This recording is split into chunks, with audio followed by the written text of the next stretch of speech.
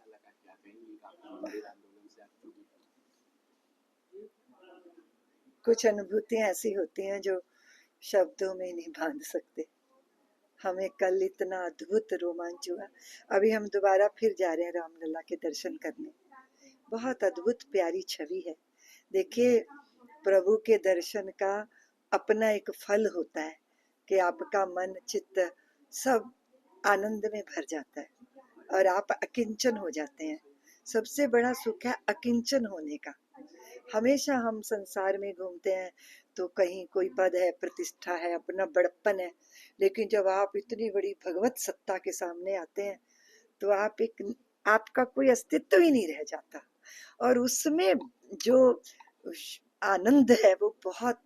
और ये श्री राम जन्मभूमि का जो मंदिर है या रामलला है, ये तो मेरे जीवन का परम साध्य हमें प्राप्त हुआ है।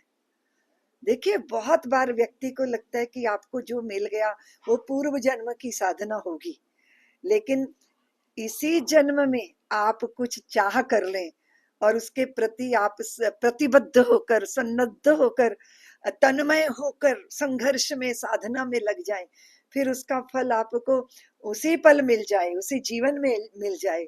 देखिए, हमारे बहुत सारे साथी इस दृश्य को देखे बिना चले गए, और जब हम भगवान के दर्शन करते हैं ना, हम उनका स्मरण करके उनकी तरफ से भी भगवान के चरणों में प्रणाम करते हैं कि हमें तो ये सौभाग्य मिल गया कि हमने जो चाहा, हमारे जो संकल्प थे परमात्मा की कृपा से वो पूर्ण हुए।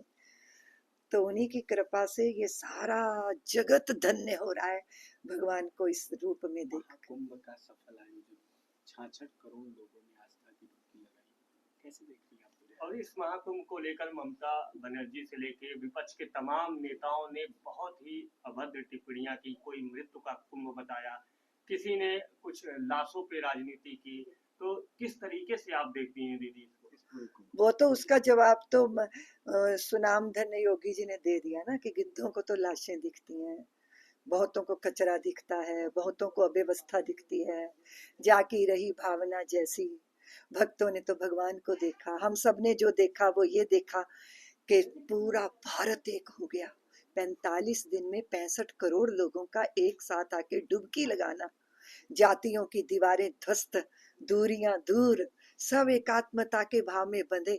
और सबसे बड़ा सुखकारी जो मुझे लगता है वो क्या होता है कि भारत के बहुत सारे बाजार जब भारत में दुनिया आके सजाती है ना, जब दुनिया भारत को आके बाजार बनाती है ना, और हम भी कभी कभी बाजारू बन जाते हैं, बिना देखे समझे सोचे किसी के भी कल्चर के कचरे को माथे पे धारण कर लेते हैं। लेकिन इस बार क्या हुआ कि पूर्ण कुंभ था, देश की पूरी युवा शक्ति माथे पे भस्मी लगाए, टीका लगाए, हर हर बम बम, जय गंगे, संगम की जय, प्रयागराज की जय करती इतनी तन्मय थी, किसी का ध्यान ही नहीं गया कि 14 फरवरी वैलेंटाइन डे।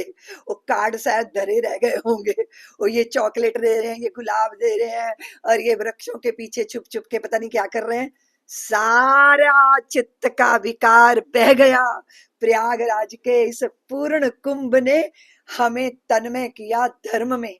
हम धर्ममय होए, राममय हो गए, कृष्णमय हो गए, धर्ममय हो गए, अपनी जड़ों से जुड़ गए। और भारत का युवा करोड़ों की संख्या में प्रयागराज पहुंचा। हमें तो ये बहुत सुखद अनुभव हो रहा है, दिखाई दे रहा है कि पूरा भारत एकजुट अगर होता है तो वो धर्म की शरण में आके ही होगा।